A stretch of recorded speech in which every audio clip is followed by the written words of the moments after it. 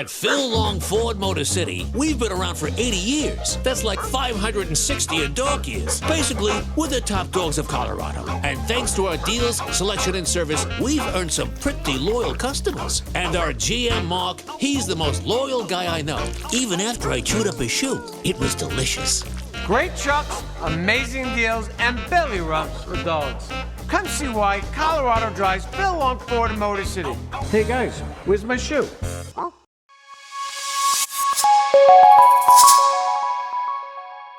Hey there, my friends. We're talking late week here is kind of the focus of the extended forecast because there are some pieces in place for a pretty significant weather change. One of them is a system off the coast of California. Another is a wave rotating on the backside of that trough we've been talking about for a long time. And that system allows some Arctic air to shove south over the United States here as we move into Friday and head into the start of the weekend. And Colorado isn't the only place that's going to be impacted. So I'll start off with how this upper level system may or may not interact with this upper level wave kind of sweeping across the area here, and see how we get this little kink back here and the black lines are kind of sagging to the south. That sort of indicates the interaction with this system back here. Lots of things to figure out over the next few days if they fully merge. If they do, storm will be stronger than what I'm going to talk about right now. But again, we get moisture coming in from the subtropics here. We bring in some moisture with this upper level system. And the time frame I'm kind of looking at right now is sort of during the day on Friday, and then the storm moving out on Friday night. The other thing that will happen here is a big mess off to our east, and I'm going to talk about that in a second. So Thursday will be a warm day.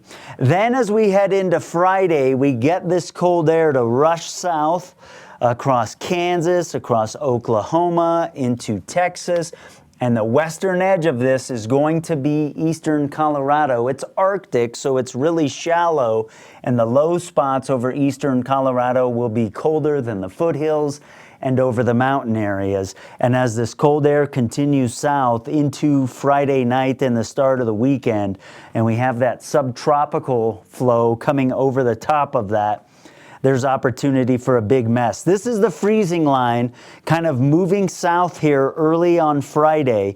And with that warmer air coming over the top of this, there'll be some rain, some thunderstorms behind the cold front, some freezing rain. Of course, we're going to get all snow here in southern Colorado, but freezing rain, maybe sleet, a wintry mix of stuff down there.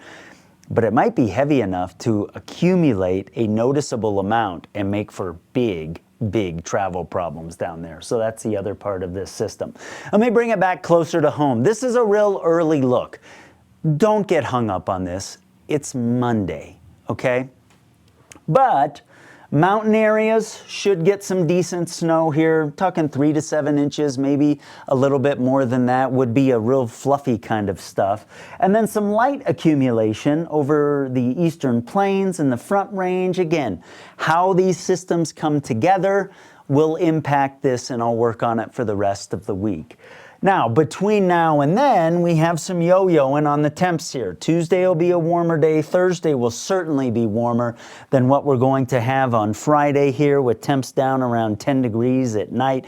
And again, best chance of snow coming on Friday. This, of course, the forecast for Colorado Springs, but Peaks to Plains brings weather where you are when you want it. So the Peaks to Plains weather app, you can drill down to your exact neighborhood if you have your location turned on, or if you want to use up in the top right-hand corner of the app, the hamburger menu, and you can type in the town you want. And I'm in there editing that forecast information here. I'm colder than a lot of the computer models on Saturday because usually this stuff sticks around an extra day. And then, of course, the 24-hour channel has the extended forecasts for everybody down at the bottom as well. And, of course, you can read about this situation on peakstoplainsweather.com. Have a good day.